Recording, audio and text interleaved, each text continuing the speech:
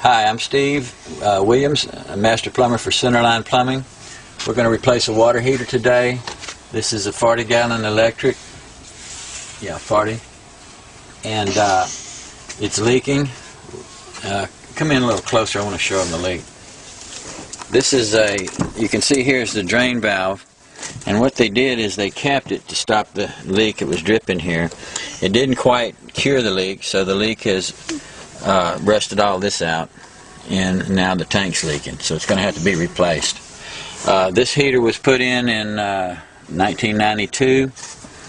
That's in the serial number. You'll find that on most heaters. If you look at the serial number, it'll give you the date it was installed. This one was done in 92, which makes it about 17, 18 years old. Very old for a water heater. That was not fair. No, that's a big thing. It's about, like I said, 18 years old. This is the end of the life for any water heater. For an electric water heater to last more than 10 years is very rare. This one's 18, pretty good heater. This is a Reliant heater. They're not real famous, but they've been around a while. Anyway, we're going to replace it. I'm with Centerline Plumbing. We're going to give you a phone number shortly where you can call us if you're thinking about replacing your heater, and we'll talk to you about it.